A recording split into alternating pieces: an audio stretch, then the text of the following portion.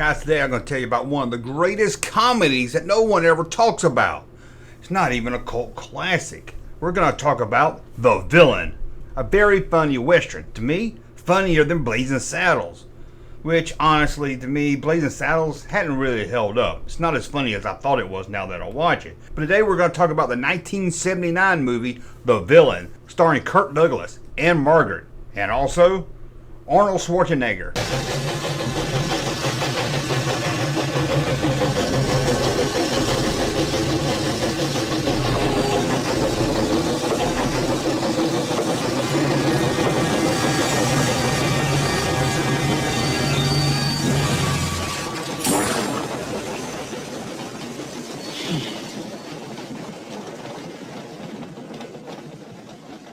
Also co-starring in the film would be such great character actors such as Paul Lynde, Foster Brooks, and even Mel Tillis. Miss Jones is coming in on the evening train. This is kind of like a live-action Cal Odie versus Roadrunner cartoon. It's a simple story. Anne Margaret plays the beautiful, naive, charming Jones, who has to travel across the state with $500,000 she was given to by her father. To help protect her, her father hires the slow-witted, naive cowboy Handsome Stranger, played by Arnold, to get her safely to the bank in Parody. The town's boss, Avery Simpson, hears about the plan, so he hires the outlaw cowboy villain, Cactus Jack, played by Kirk Douglas, to rob the traveling duo.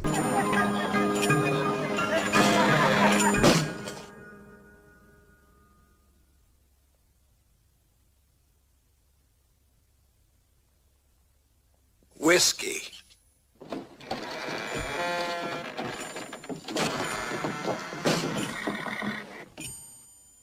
Not you.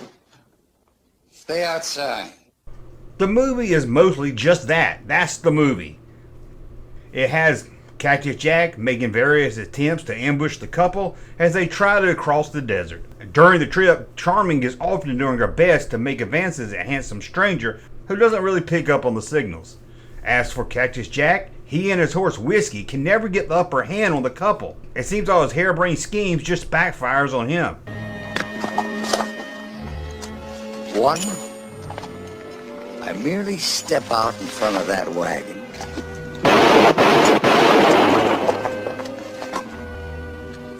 That ought to stop him, huh?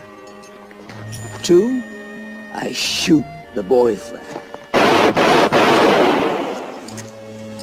Three, I steal the money and ravish that woman.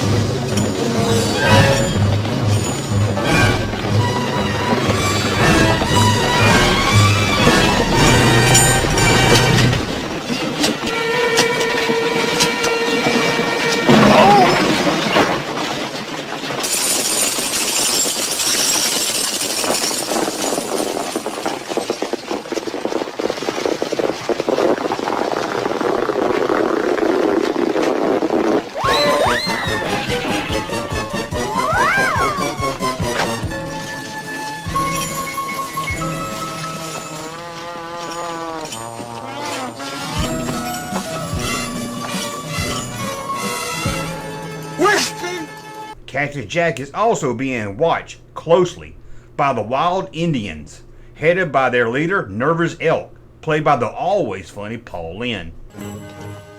Why does the banker want him watched? He needs to be looked after.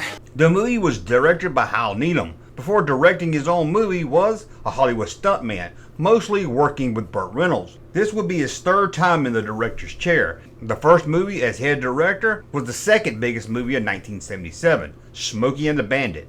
He would then direct Burt Reynolds once again in 1978 in Hooper. The film was written by Robert Kane, who was mostly at the time known as the writer of Dean Martin's Celebrity Roast.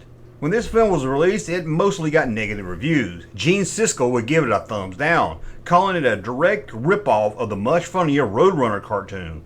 Kathleen Kael would give it 1 star, saying it's a hopeless, stupid Western spoof.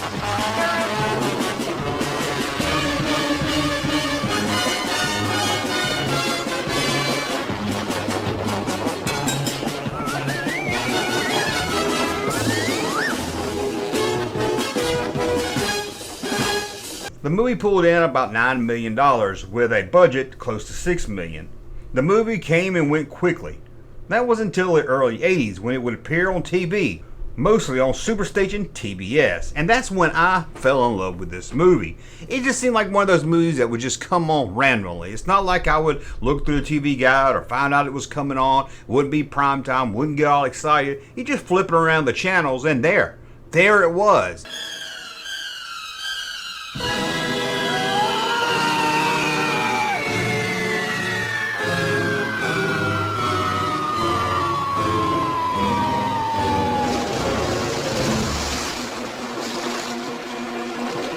It was years before I think I sat down and watched this movie from beginning to end.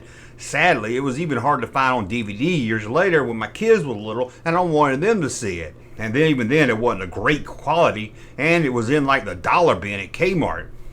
I don't know why this movie didn't really catch on. I'm not saying it's the best movie in the world, it's a simple plot, but it's just a lot of fun, especially if you got kids. I think you can watch this with your kids, although there are some kind of racy jokes in this, but most of it will go over their head. But most of it's really just fun to watch, especially with kids, because there is a lot of slapstick, cartoon, Roadrunner, Coyote type of humor in this thing.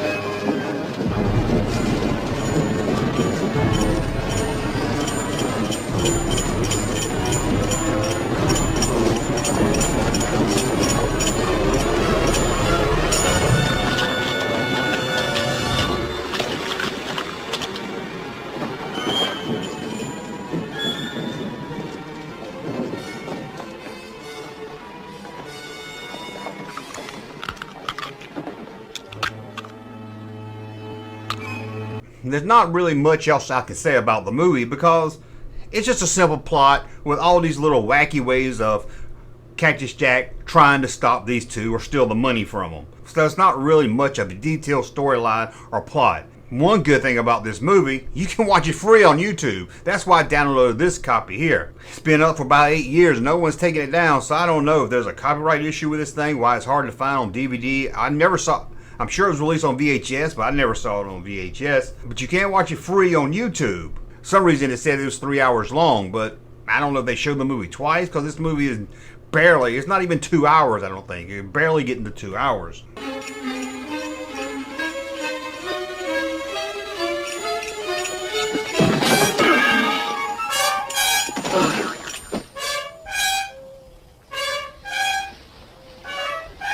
Well, hopefully some of you guys know this movie, and some of you didn't. You'll check it out. You'll let me know what you think about it. You'll say, Junkman, that was stupid. You like that crap? My 2-year-old wouldn't even laugh at that crap.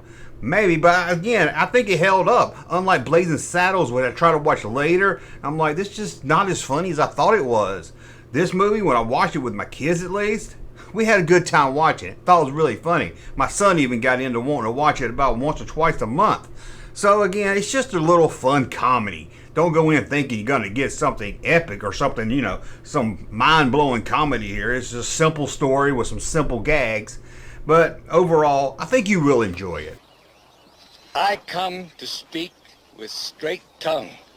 Tongue may be straight, but mouth hide many sharp teeth. I seek great chief's help. I lost my heart to a girl. And can't you talk without your hands? I don't know why it didn't at least become a cult classic. No one even talks about this thing. Anyway, let me know in the comments below if you see it. Let me know if you did see it and if you liked it. Or maybe you think it's stupid. You can let me know that too. Thank you for watching. We'll talk again soon. Hey, Junkman channel popping though. Thank you, sir, for that unsolicited testimony.